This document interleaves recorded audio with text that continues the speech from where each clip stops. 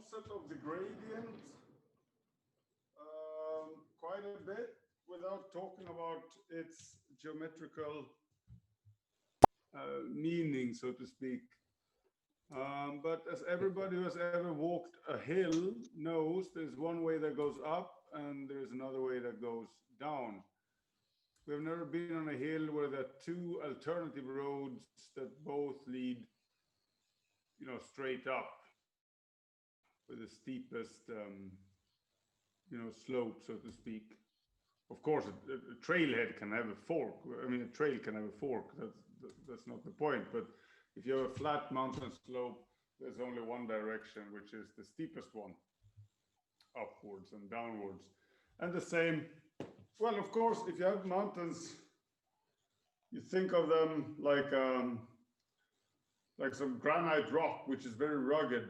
Then, of course, it can be different. But that somehow, the analogy with that is if you have functions that are not differentiable. But as long as the surface is smooth, just bends a bit like this, there's always at a given point, there's one direction which is the steepest up and one that is the steepest down. And long story short, the gradient always points in the direction of going steepest up. So that's the message of today's class. So class is over. I was always confused about the gradient, in which direction it pointed, if it was about the origin or if it was like the steepest up and the steepest down. And now he said it was. Yeah. Whoops. If that was a question, I didn't hear it fully, or was it just a comment? I should mute myself. Yeah, just a comment. Okay, nice. Right, so and it's the same, like, a function in 3 dimensions, you can think of it as the temperature distribution in a room. Think of you sitting in a sauna and somebody opens the door. There's always one way you can go where it gets colder and one way you can go where it gets hotter. There's not like multiple ways where it gets cold and hot, like you have like some star-shaped thing. No, that doesn't happen. Okay, so how do we see that? Actually, today's class is not very heavy. This is pretty straightforward stuff. So let me get up the lecture notes as well.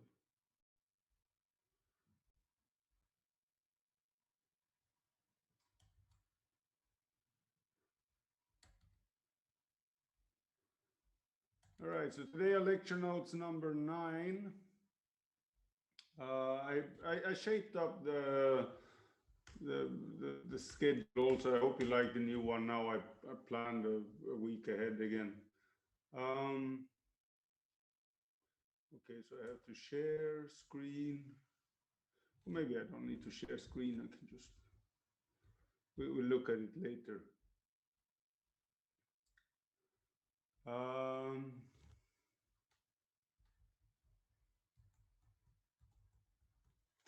All right, so what is the gradient? We're given it this symbol, which is called nabla. So if we have a function f going from R2 into R to begin with, then nabla f, which also depends on the point x, right, is df, dx, df, dy. So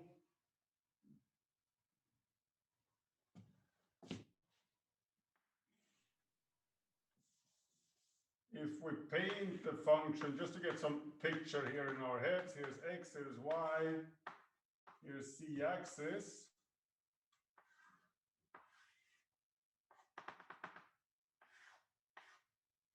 And here's some sort of surface. Yeah? Then at each point here, this is a vector. So I can either paint it like a vector in the, with the base at that point. So you think of like at every point, there's a small vector pointing in some direction. note that we paint this in 3 dimensions, but the gradient lives in 2 dimensions, yeah? F only depends on X and Y. C is just like the value axis, so it's added. So the gradients live down here. Of course, technically these arrows, they're always starting at the origin. So, you know, if you have the XY plane, this gradient here is actually just this arrow, right? This gradient here is that arrow. So it's just for visualization, kind of like a base point and paint them. Because it's natural, right? You're at this point, you evaluate the gradient and then you put the arrow at that point. Okay, so that's what the gradient is. And now here's a theory. So first we have to assume that F is C1. And then we assume that gamma is a level set. And that the point AB is in gamma, okay?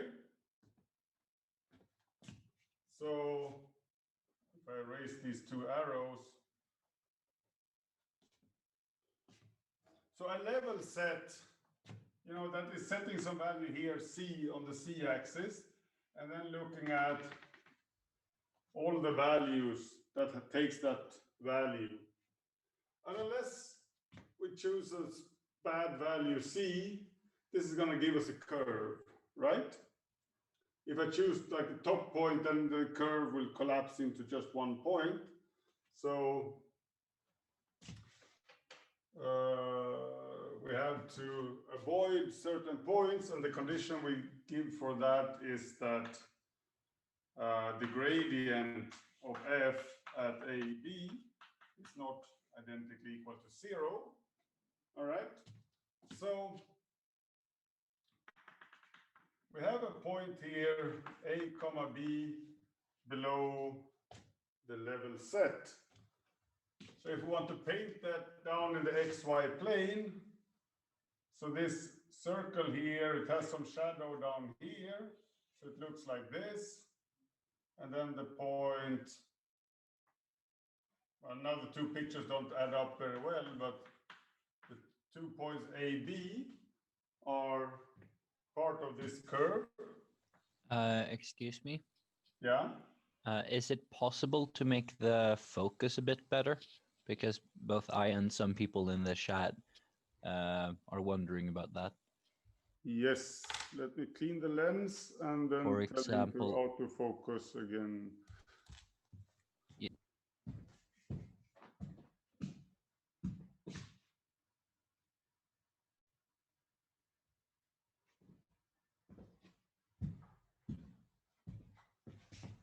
Is it better?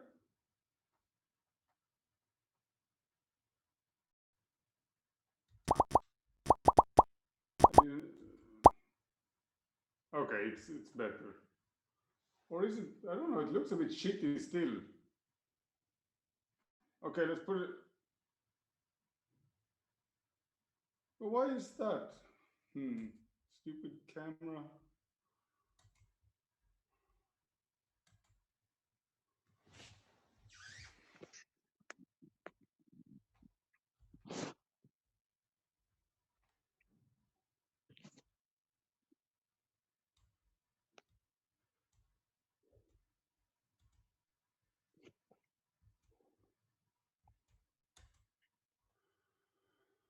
Oh, okay.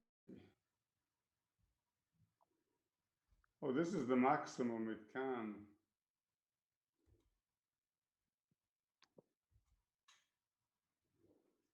That's strange. We didn't used to have these problems, right?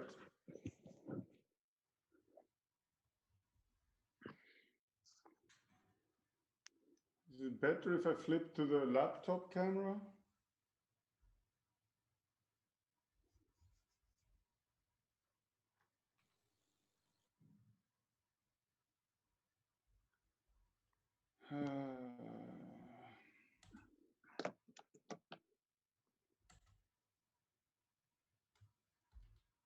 Is this better?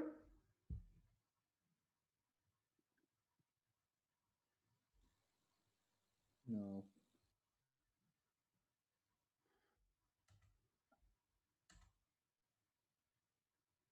All right, well,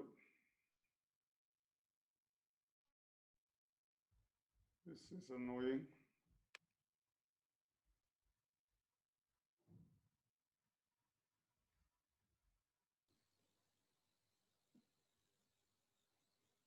You'll just have to be more clear about your to the like powers and subscripts and stuff, I guess.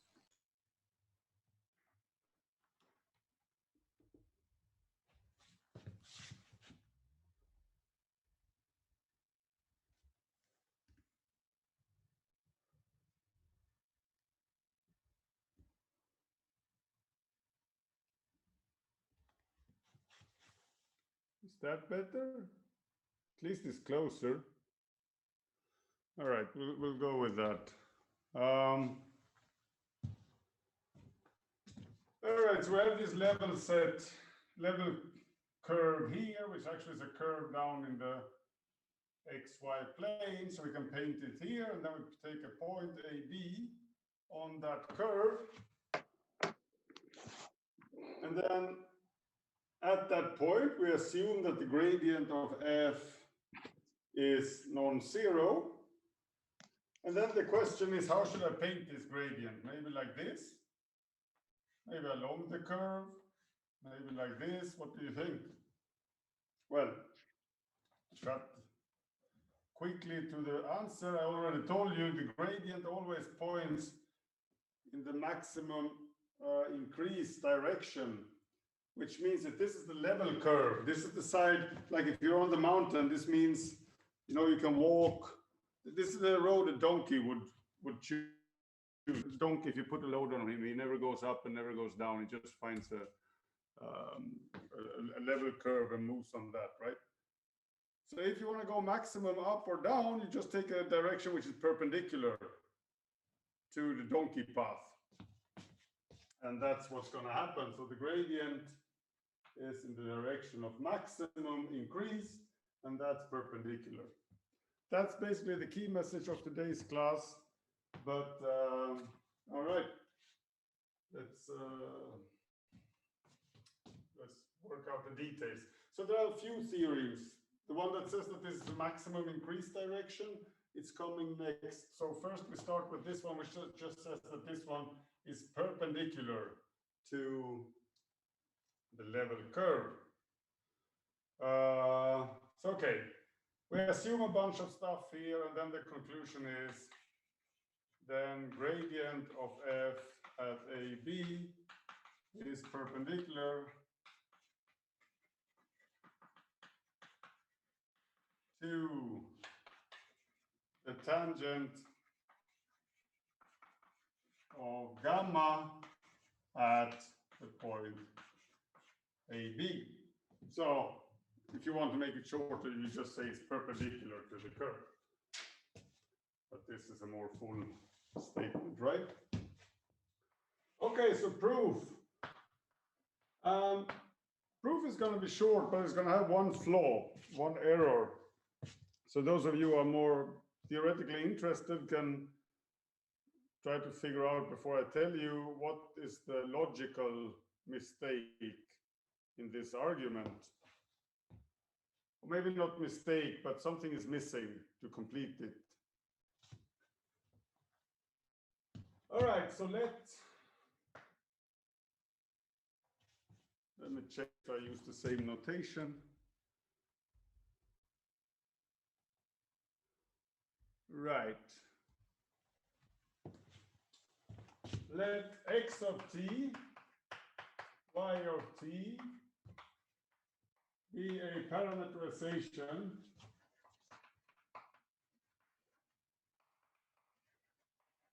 of gamma such that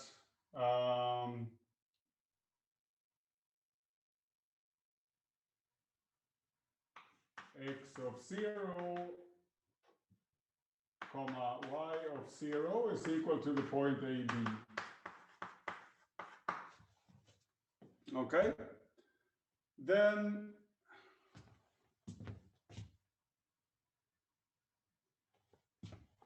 so recall that f of x comma y is equal to c, some constant, for all x, y on gamma. Marcus, we can't see past parameterization if you write more farther away. Yeah. All right. So this is the parameterization of gamma of the curve. The value at 0 is AB, and then on the curve, this is a level curve. So that's why the values of f on the level curve is equal to some constant. That's just definition of level curve, right? So if we insert now our parameterization,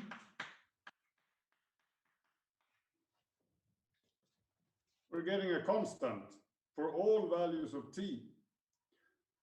And if you differentiate the constant, you get 0, right?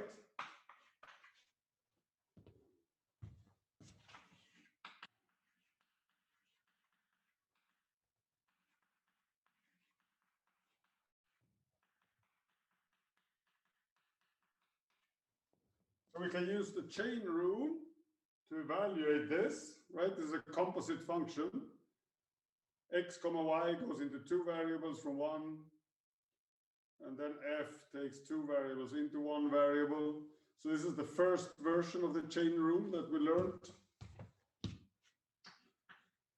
So then we get df dx at the point x 0, y 0 times dx dt at the point 0 plus, and then the same in the y direction, but for space, I just omit writing parentheses, x of 0, y of 0, and 0, right? So this point here is AB, yeah? So at the end of the day, we have, okay, and maybe we should give this tangent a name as well.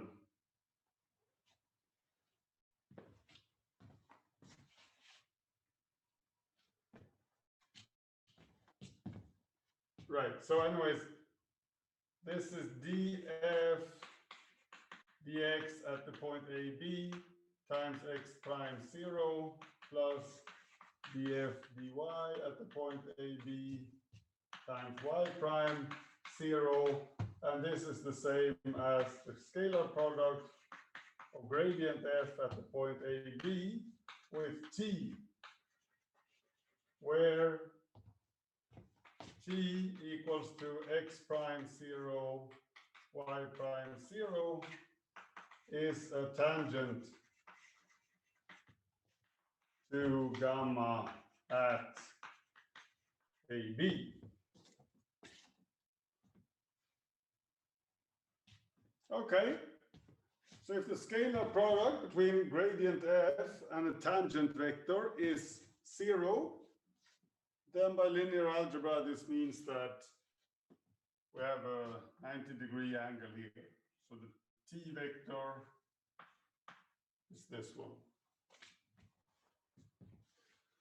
Okay, so I said that this proof has a flaw. And yeah, since you're online and I'm here alone, I'll just tell you what the flaw is instead of making a quiz about it. What was the flaw of this proof? It's at the very outset. I say, well, to begin with, I never used really that f is C1, yeah? I'm just using that f has a gradient at the point AB, which is not the same thing. You can have a gradient just if function is partially differentiable. I never use that f is C1, and then here I just claim without any proof of its existence that I can take a parameterization of gamma. Gamma being the level curve, so gamma being defined by fx comma y equals to c. How do I know that this is not some sort of fractal thing? I mean, what allows me to assume that there is a parameterization, which on top of it is also differentiable? No, you can't just go on assuming things, then you're in some other part of science, So this brings us to, this is a very interesting question. The existence of such a parameterization is given by what's called the implicit function theory, and it's the topic of next class. So here I just want to advertise it a bit. So I'm switching to share screen. All right, so here's a bit the same. Here's the same theorem. Here's the same argument. It's a short argument.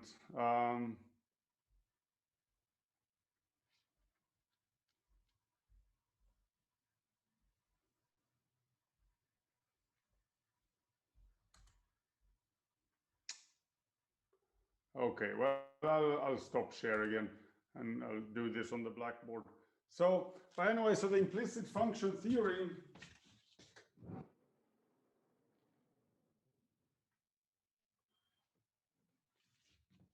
is kind of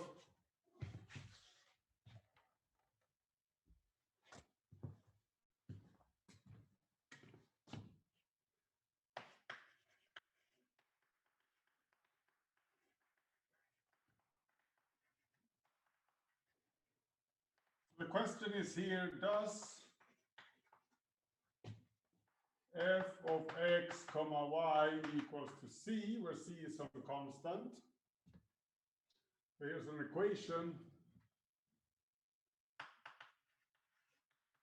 Implicitly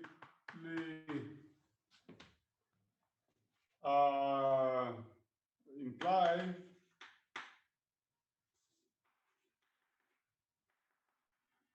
that we can write y as a function of x for all x comma y in the solution. Right? So clearly not, if we remember the pictures up there, the level curve basically naturally goes around, right? If I have some x here, then clearly, fair enough, I can do this locally. I can write, y as a function of x, then I get if I plot the graph of that, I should be able to get a piece of this curve if it's nicely behaved. Similarly, if I take a point up here, I can do that. If I'm over here, I'm a bit of a problem because now I cannot write y as a function of x, but I can you still see that it's a nice curve. So that's why somehow the theorem is a bit messy. It tells you that you can always find a parameterization. So either you write y as a function of x or x as a function of y, which would be the case here. So then you think of y as the variable, and then these are function values up here. So locally, this can always be done, not globally. Okay, but that is for next time. So for this class, we just assume that this that we didn't see this slight problem, and we just assume that we can cook up parameterizations to anything we want. Now, the next topic is directional derivative.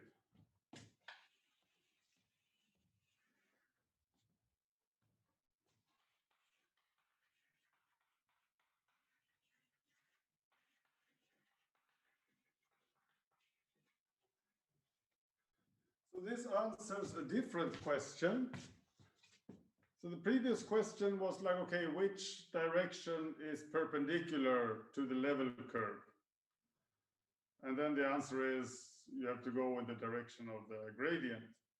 Now I'm going to answer the question, if I go in that direction, you pick some direction, northeast. what's the slope in that direction? So what do we mean by a direction? A direction can be specified by a unit vector. A unit vector, you know, it always points in some direction of the plane, right? So unit vector, unit stands for having length 1. So pick unit vector u and define the directional derivative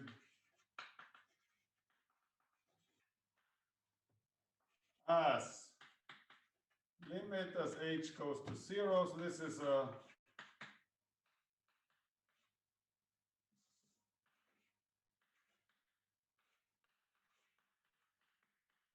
one of these things that you have seen so many times before.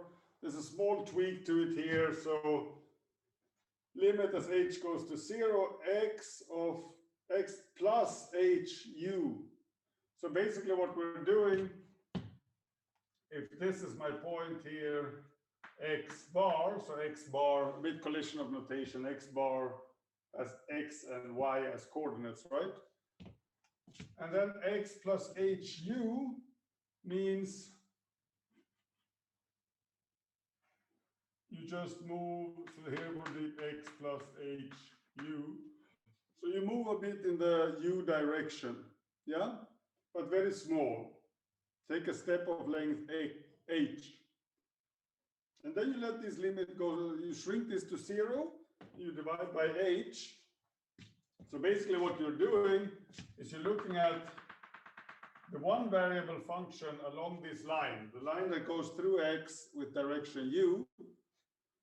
You look at that one variable function and you just take the definition of derivative from analysis 1 in that direction. Now that's what we call directional derivative. So this we're going to call it du of f at the point x.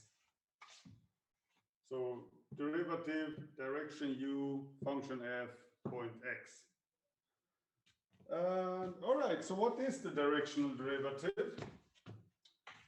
It's a theorem. I don't write up all the assumptions, they're in the lecture notes. So f should be c1 and something like this. Anyways, so the directional derivative of f at the point x is equal to the gradient of f at the point x, scalar product with u. So this makes sense thinking of the previous theorem, right? If u is the tangent vector to the level curve, then with previous theorem said that here is 0. So yeah.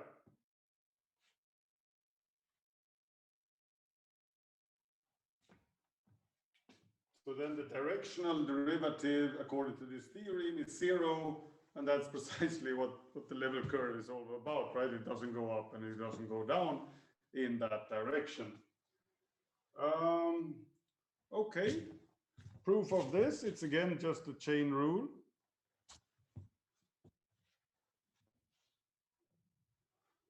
So proof du of f at x is equal to d dt of f x1 plus t u1 comma y. Okay, wait, yeah. I call the coordinates now x1, x2, u1, u2. So if I differentiate this, then by definition, that's exactly this limit here. And now I just use the chain rule. So this is df dx, again at the point t equals to 0. So we're doing this at t equals to 0. And then I get times the inner derivative in the x with respect to t, and that's just the u1.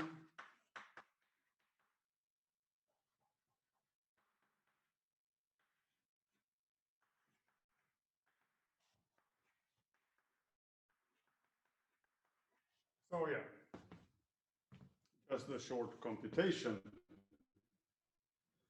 But all right.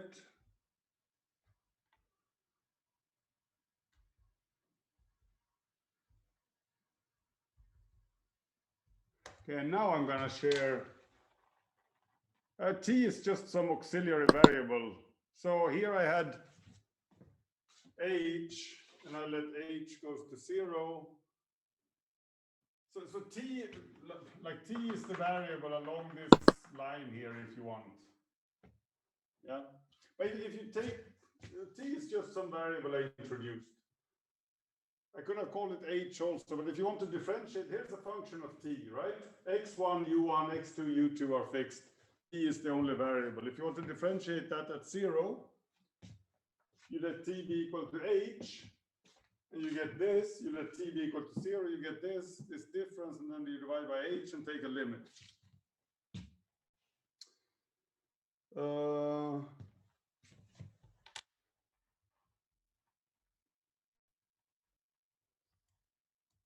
Right, so share screen.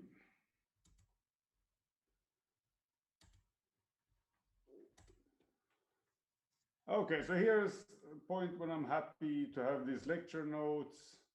Now, if we have a vector v which is not a unit vector, then of course it also describes a direction in space. So you can still talk about differentiating in that direction. So what we do then is we define the directional derivative in that direction as the previous definition of directional derivative, where here the unit vector u is just the vector v normalized, right? So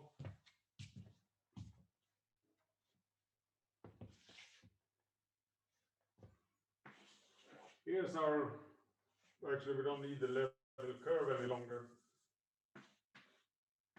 Here's our point, and then we want to know what's the derivative in this direction, but this vector v wasn't long enough, we need a unit one, so then you just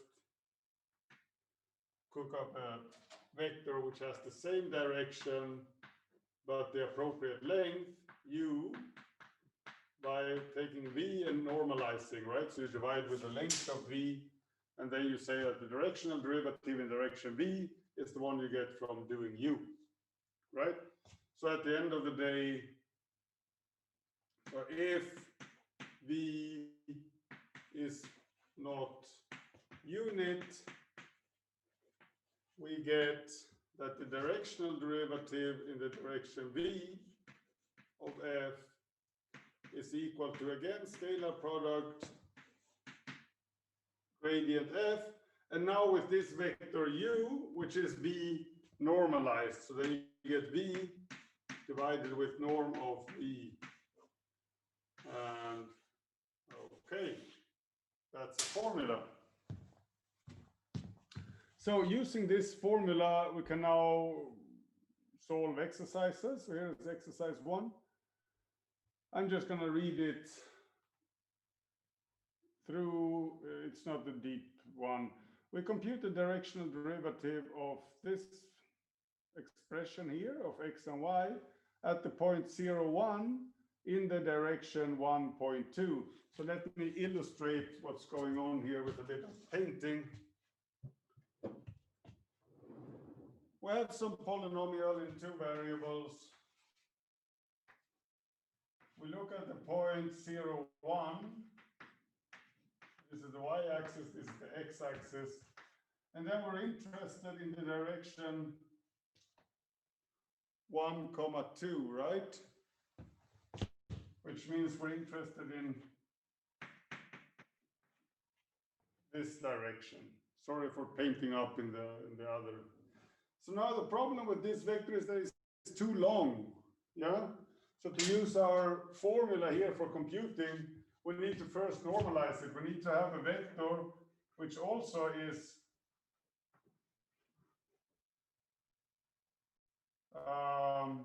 in the same direction but has length 1.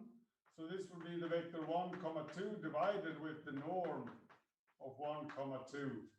That's the one we're interested in. Now the norm of 1, 2, we compute with Pythagoras theory. If we have 2 squared plus 1 squared, that's a 5, and then we take a square root. So this number here is square root of 5. That's what's written here, right? So 1, 2 divided with norm of that is 1 over square root 5 times this vector 1, 2. And then we compute the gradient. This is just you differentiate with respect to x, you differentiate with respect to y. You get two expressions here. You insert the point 0, 0.1, and you get some numbers, 2 and 4. Okay? So this means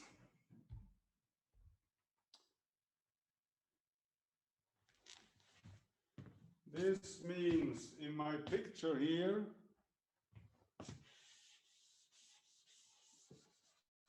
sorry for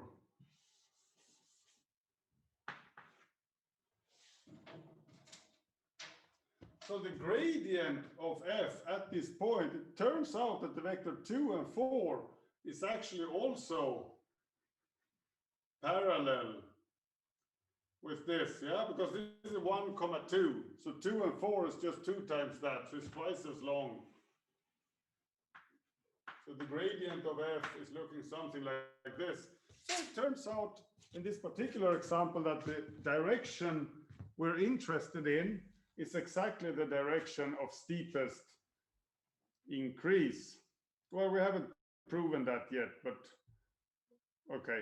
So anyways, to find the directional derivative, this is now a simple computation. You do a scalar product between these two vectors, and you have this 1 over square root 5. So, okay, you get some number. Okay, geometrical interpretation. Let me do this on the blackboard. So I stop my share and so why did I say that this direction is the one of the maximum increase? Just because it was aligned with the gradient.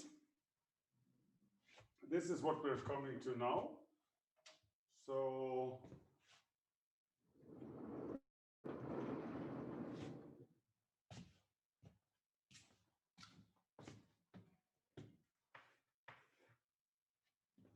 if you have a gradient pointing in this direction, and then you have your unit vector u, where you're interested in what is the derivative, then we know that du of f is equal to gradient f comma u, right? So the directional derivative. But this is also equal to, you know, this is geometric interpretation of the scalar product that we learned from linear algebra. So this is equal to the length of df times the length of u, which is equal to 1, times cosine theta. Do you see what's written there? Almost not. So if we want to maximize the directional derivative, so that we want to maximize the rate of increase, we should make this angle 90 degrees, right? If we want to minimize, or rather maximize the decrease, we should make this angle 180 degrees. And where we started, if you want it to be 0, then you make it perpendicular, so you make it 90 degrees.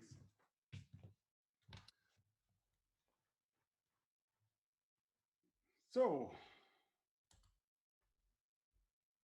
sharing screen again. This is what he writes this out pretty carefully here. So here's the picture I painted. Here's the computation with the scalar product. And then he says, well, cosine theta is always between -1 and +1. So you get this like minus the norm of the gradient less than or equal to the directional derivative less than or equal to the norm of the gradient.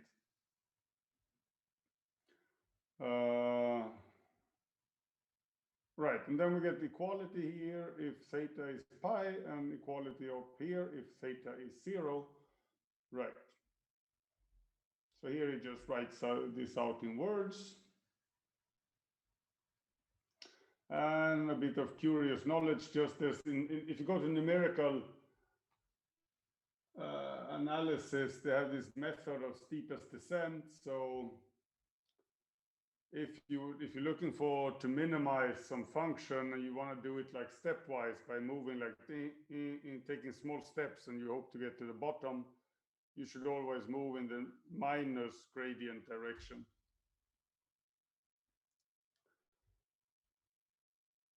So this means if you have a function with some level curves, you're always moving perpendicular to the level curves, but of course you shouldn't move too far because you don't, the gradient just gives you local information. So you have to do this many times. Okay, 3 dimensions. What happens in 3 dimensions?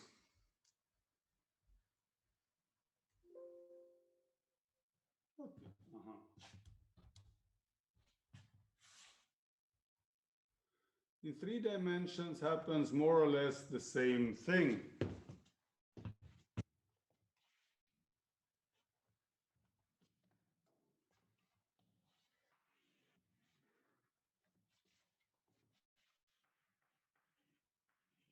Now if f goes from R3 into R, this means that we can't really paint these functions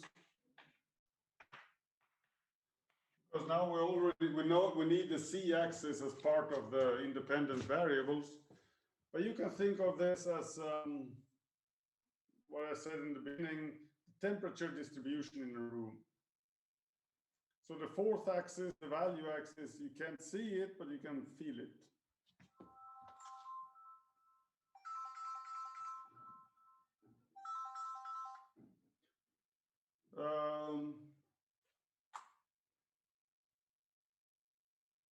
All right, so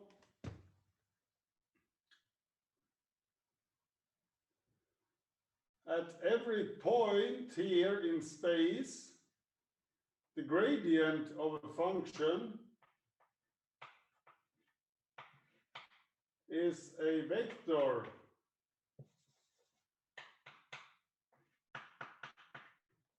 Which we can also visualize. It's a vector.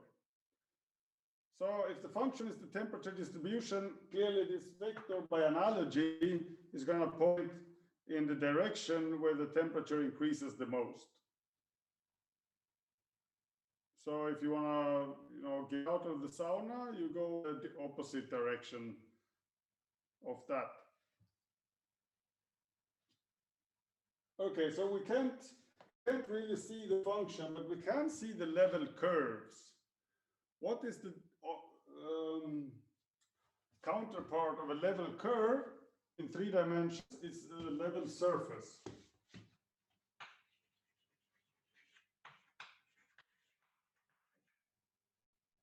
So you look at C equals to f x comma y comma c.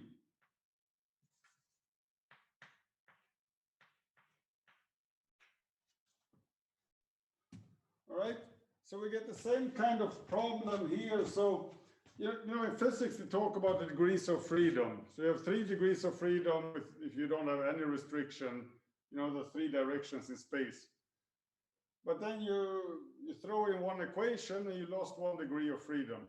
This is completely bogus, right? But it works most of the time. So intuitively, it's fine, right? So once you throw in one equation, you lost 1 degree of freedom, and that means that now you just have 2 degrees of freedom. So the solution here should be some sort of surface. And you can motivate this in many ways, but at the end of the day, we have to prove it mathematically, and then it's again this implicit function theory, which we're going to look at next time. It will give you some conditions on f. Very simple, just it being C1 and the gradient should be non-zero. If you have that, you can always solve C as a function of x, y, or maybe y as a function of x and c, or maybe x as a function of y and c. depending a bit. So level surface, we can think of them as a ball. So most of the time, the size of a ball, you can always describe one of the variable as a function of the other two. But if you're on the North Pole, it's important that C is a variable of X and Y. If you're on the equator, you can't have C as a variable on X and Y because you have an infinite slope here. So then you need to express, X as a function of Y and C or something like that. Not the key point here. Now we can just imagine that, we just accept this is fine.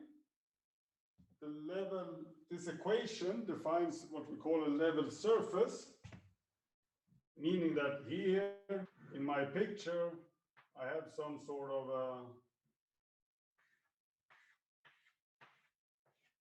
level surface, and this vector, the gradient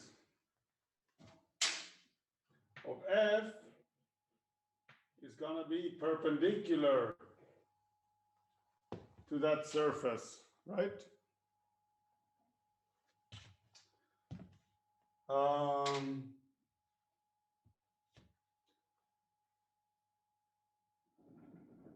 So how do we prove that?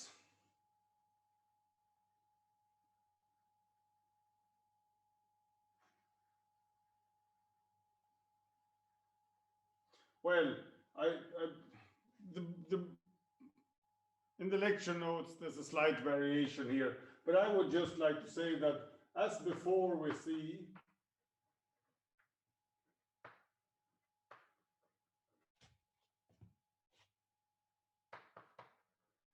that the directional derivative in a direction u, now in 3 dimensions, of f at the point x is just equal to the gradient of f at x, comma, u. Right? Now, if u is tangent,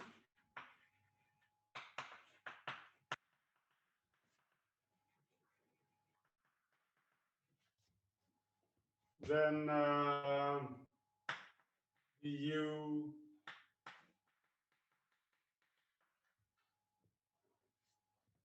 if you have a tangent vector, that means that the directional derivative in that direction should be 0, or it's easy to see anyway. And then, okay, so if u is a tangent vector, this is 0, and then this scalar product is 0. And right, and that's what this picture here entails. So with this formula here, we again see that if u aligns with the gradient f, you get the steepest increase. If it aligns with minus that, then you get the steepest decrease. Because this interpretation geometrically of the scalar product with the cosine is valid also in 3 variables, right? In any amount of variables.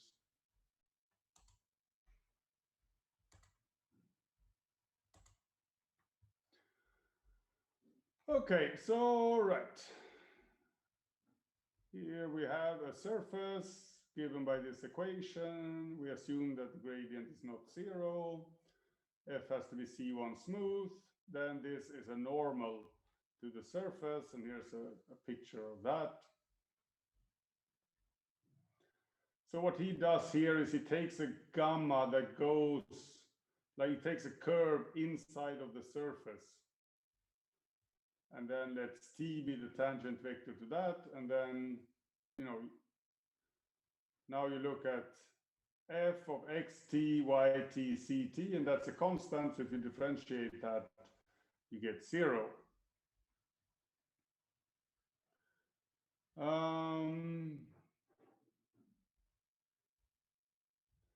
Okay, so what can we do with this? Here's a nice example. It's a bit messy. There are 2 nice examples, actually. And here is one which is more technical. I will leave that one out. Then there's Yeah, today is a bit of a soft class, actually. I'm going to do the examples on the blackboard, at least one of them.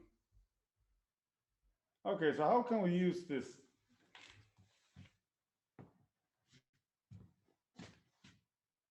Um,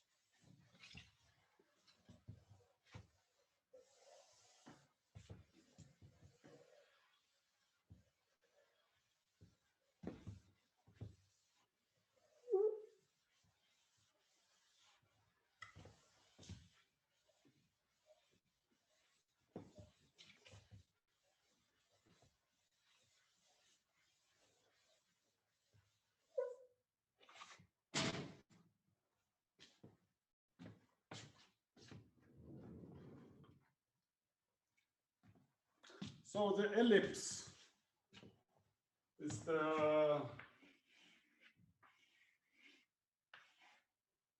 simplest extension of a ball. If A, B, and C in that equation you have on the screen would be 1, then you get the unit ball. Now with that equation, turns out that here's the origin, the distance here is A, the distance here is B, and the distance here is C.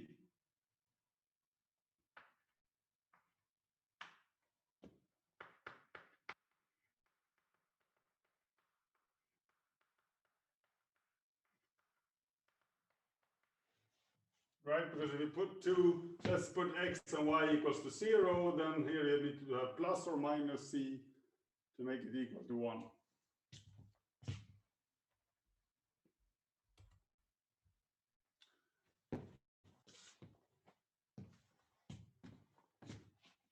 All right, so we're interested in computing the tangent plane here at some point.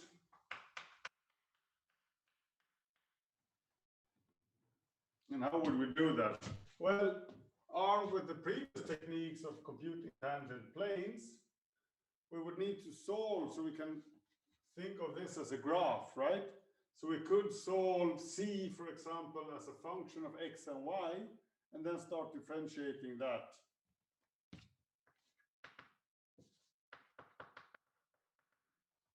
Here, by the way, we have an example of this, what the implicit function theorem says, because this equation we can solve it explicitly. So at least locally we get an expression like that. And then we can compute derivative with respect to x, derivative with respect to y, and get our tangent plane. But that's an ugly way of doing it. So, yeah, this thing with the gradient provides an alternative. So now I wrote a gradient of f, it's perpendicular, but who is actually f? Well, if we define, so I just write here ugly, dot, dot, dot. So it's possible to get the tangent plane like that, but we're going to do it in a different way.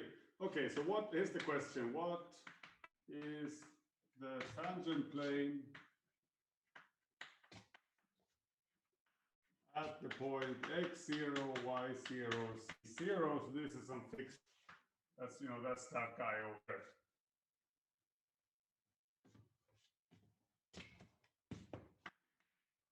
And now I introduce the function f of x, y, c to be equal to x squared divided by a squared plus y squared divided by b squared plus c squared divided by c squared.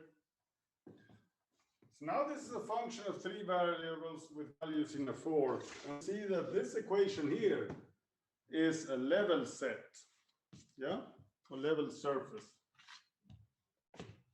So set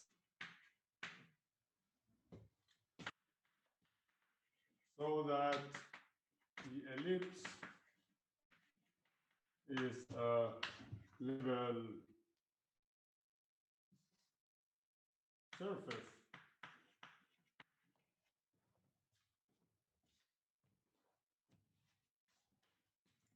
Now,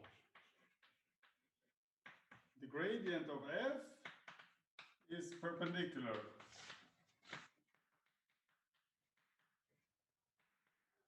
And the gradient of f at the point x0, y0, c0 is equal to, so now we have to differentiate this. So we get 2x0 divided by a squared, 2y0 divided by b squared, and 2c0 divided by c squared, because this is a simple function to compute the derivative. And now if we want a tangent plane, or so we want a plane where this is a normal vector, and with base x0, y0, c0, then we just have to write up that the scalar product here should be 0, right?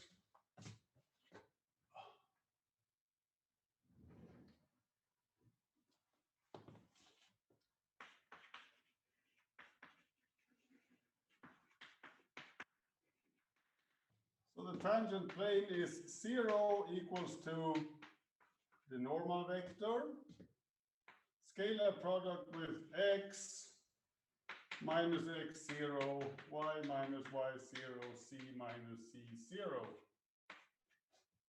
Yeah? So here I just wrote, we have our surface like this. Here's the point. Here's the normal vector. And then I just take some other point out in space here, x, y, c. And this point here is x0, y0, c0. So the difference between these two is that vector, and I want this angle to be perpendicular.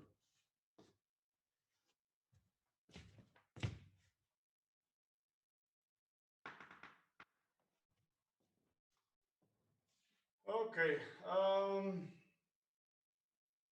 and now we write this out. So this is 2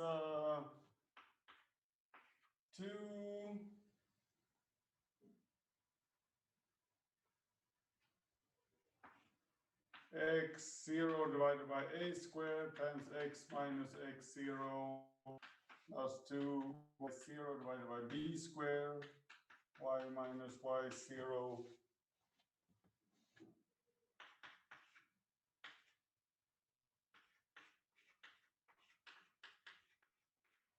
so on.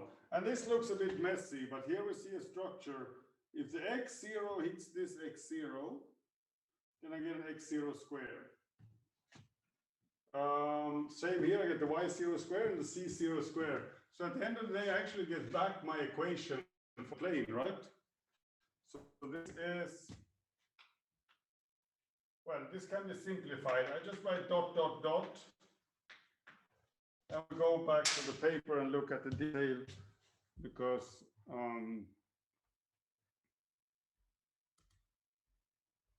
this is not very interesting to do the actual computation. So anyway, here's your gradient. It's a normal, so here's the equation of a plane with this normal.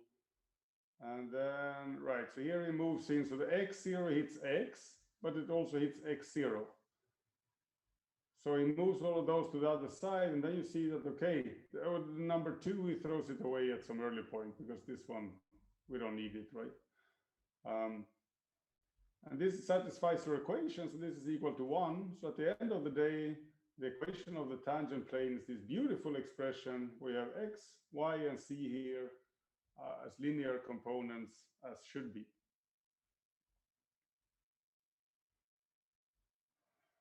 Now comes a very interesting thing, namely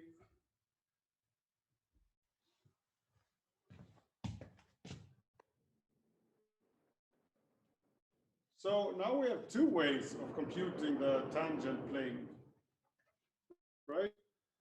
Because if we have a level surface, we just saw now how to compute it. But then I said we can solve also C as a function of x and y and get the tangent plane in that way by our previous formulas. Of course, these two different ways needs to add up and give the same formulas in the end. So let's double check that that is the case.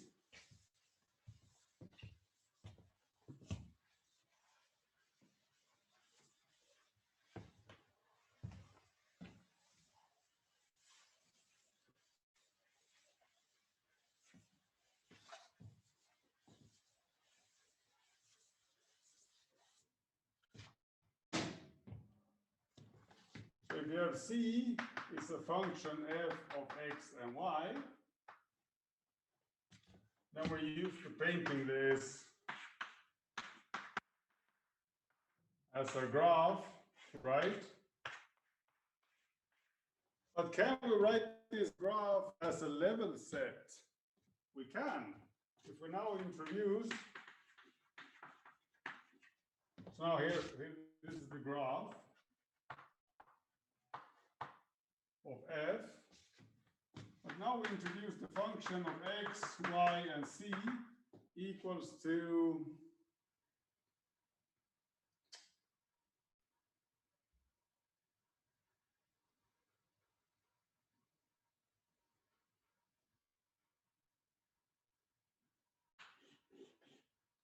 c minus f of x and y. Okay, so now this is a function of three variables.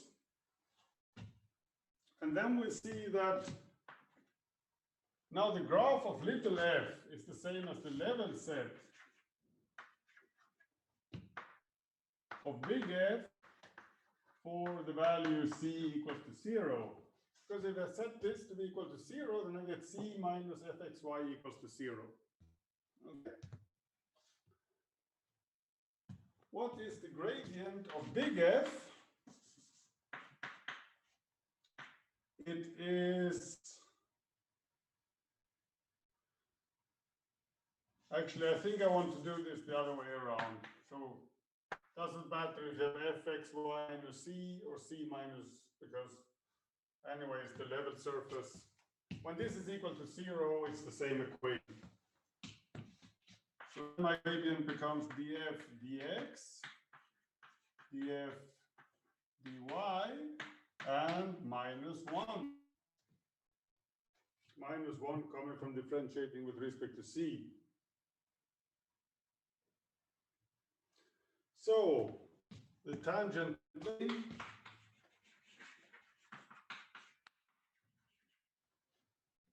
with the previous logic is given by 0 equals to gradient f comma x minus x0 y minus y0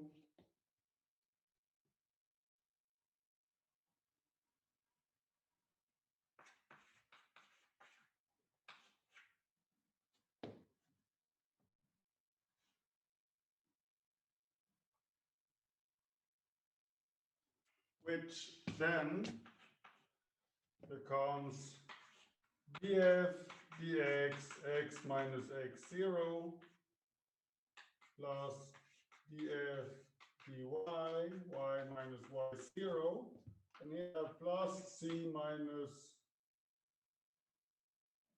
no, because there's a minus 1, there's a minus c and plus c0.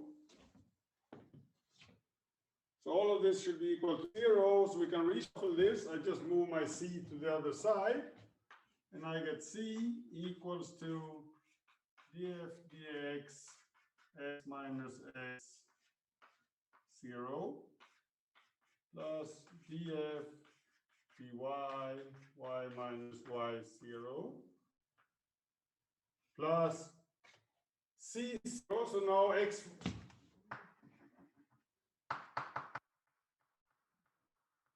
is a point on the level set, but that means that C0 is actually the function value of x0 and y0. So instead of C0, I can write this. And voila, this is exactly our equation for the tangent plane, right? Usually we put him in the beginning, but all the same, here's the constant term, here's the linear term with respect to x, here's the linear term with respect to y.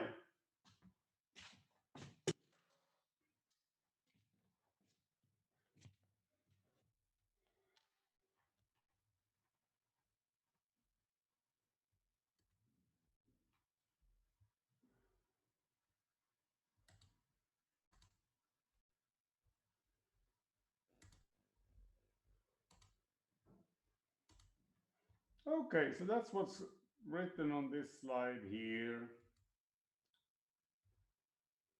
And then here's a more advanced exercise. Find all tangent planes to the surface, yada yada, which are parallel to the plane, blah, blah, blah. I'm gonna move this down here. I think I'm done with the blackboard for today. You can admire my pretty face while I talk. I'm not going to go through the details of this one, but you know, if this is a plane, then the normal direction, you just plug it out, pull it out immediately by looking at the coefficients here. So then you have a normal vector. And here you can compute the normal vector as in the previous case. So you introduce this function big F like this, you differentiate, and you get your normal vector like that. And now you just want, so the question is, when are the planes parallel? It means the same as when is the normal vector parallel.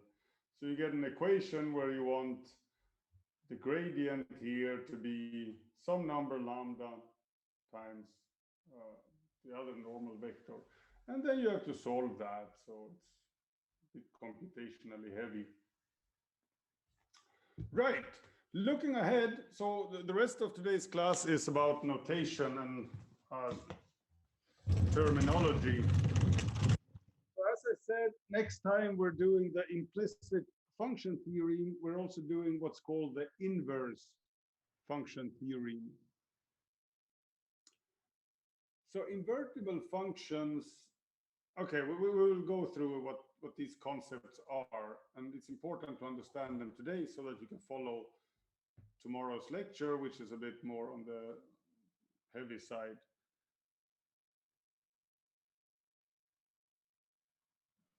Now it occurs to me I was going to add to the course plan that you can also read in Callahan's book, for those of you who got that one.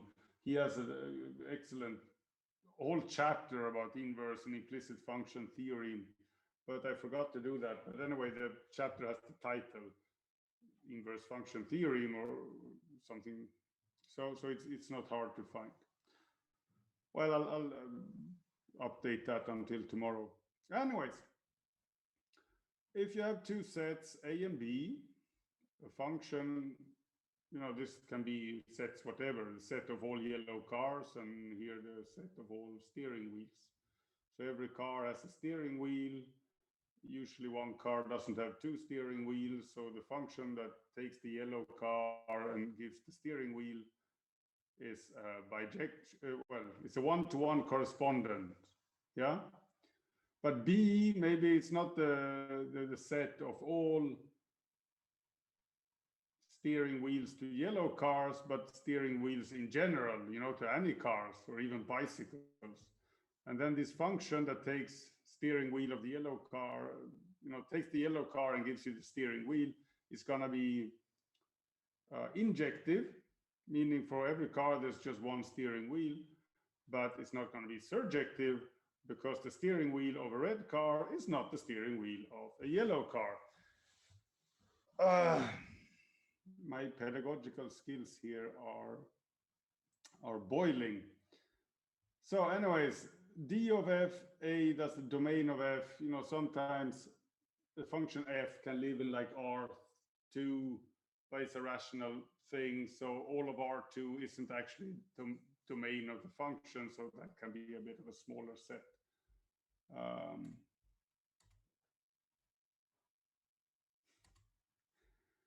So, okay, f of a is the range or the image. So these are all possible values that you can have. So f of a is the subset of b. So b would be all steering wheels. F of a would be all steering wheels to yellow cars. F is injective if this equation f of x1 equals to f of x2 means that x1 is equal to x2. So same steering wheel means same car. If the function would have been just color, so you take a car and out comes yellow, then here would say this car is yellow and here's another car which is yellow. Of course, that doesn't mean that it's the same car. There are many yellow cars. Surjective or onto, that is if the image of f fills up the whole space B, and bijective if it's both. So bijective functions are very nice. Yeah, because then we can find an inverse function. So for every value here, y equals to f of x, we can actually uniquely specify which x it came from. And for every y, there is one. So that's called the inverse function. Now, in our setting, a and b will be subsets of Rn. So can you find an invertible function between an open set, let's say, in R2 to R3? No, just intuitively not. R2, if you map R2 into R3, you get some surface, right? So you can never fill up a dense, volume in R3. Similarly, if you go from R3 down to R2,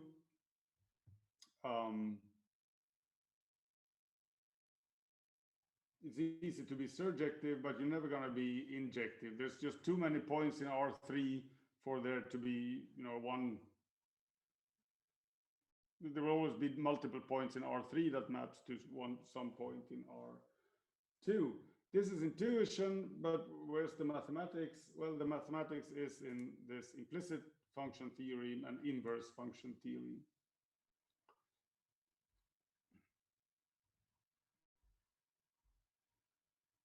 Right, so in one variable, this is very simple. Yeah, so if you have a function f of x and it's continuous, we always paint it,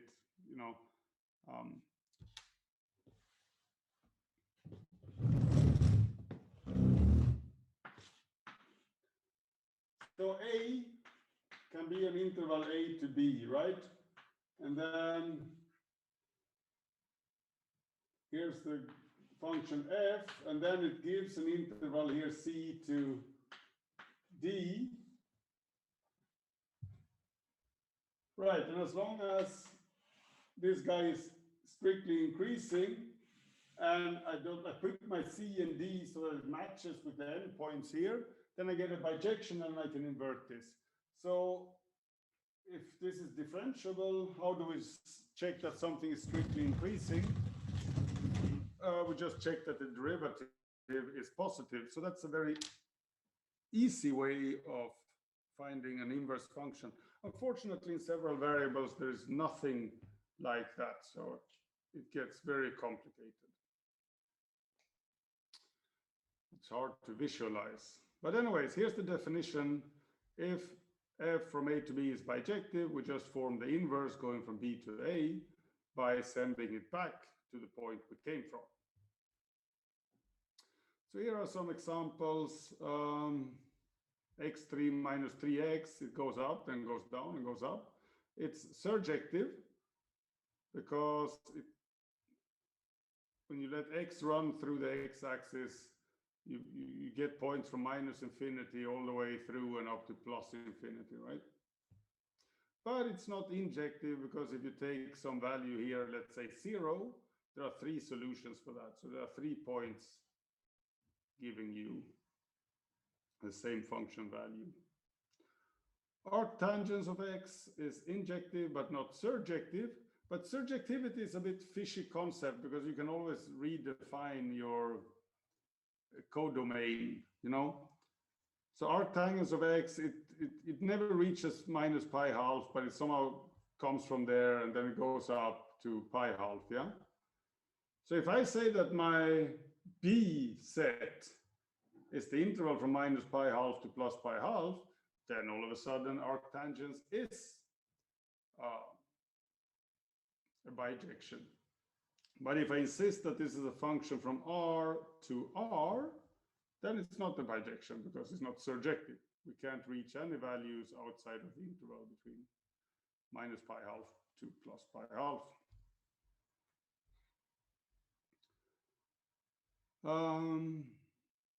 Right, so some terminology. If for some reason we know that there is an inverse mapping u minus 1, so this is a bijection, and then of course u minus 1, okay, u can be smooth, differentiable, what you want, and of course so can the inverse be.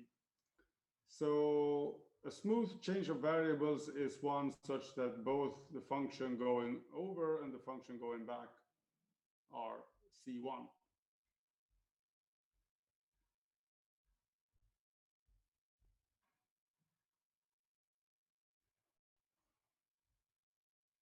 Right.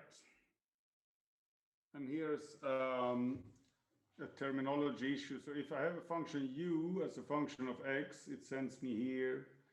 Then the function going back, I should call it u bar minus 1, but that becomes tedious.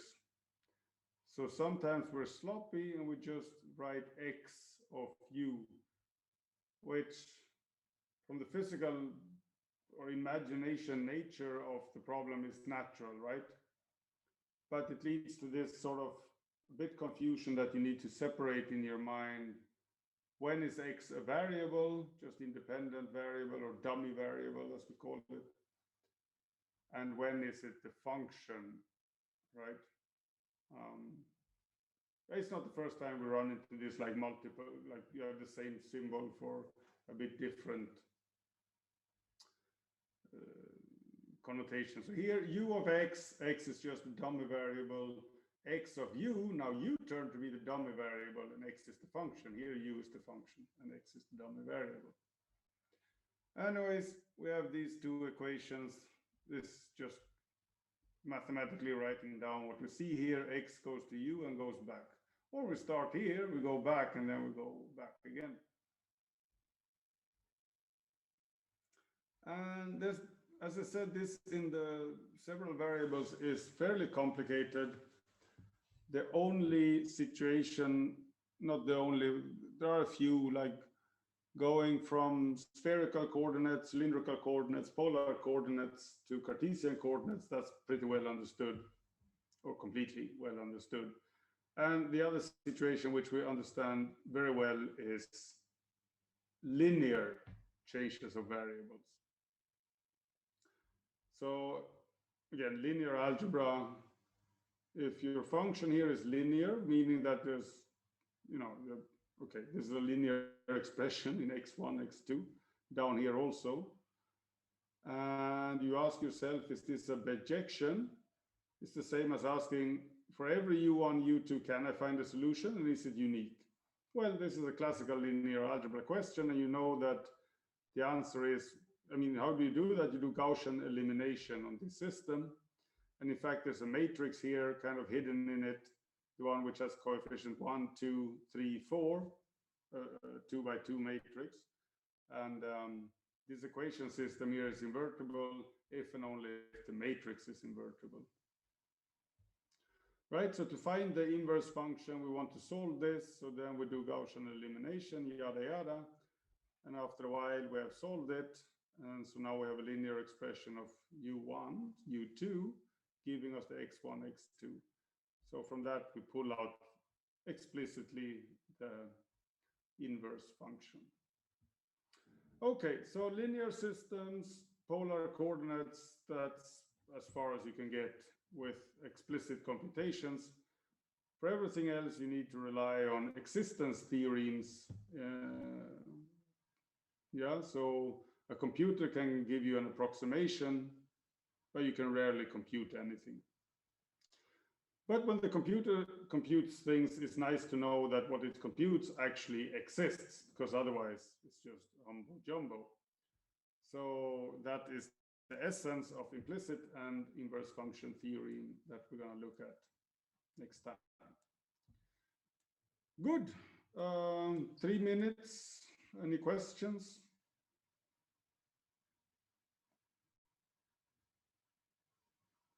Well, if you're mulling something over in your head and you don't feel like asking it right now with a bit of a time stress, remember that tomorrow is Wednesday, and Wednesday lunch, I'm online to answer any questions you may have. So, okay. Then see you tomorrow.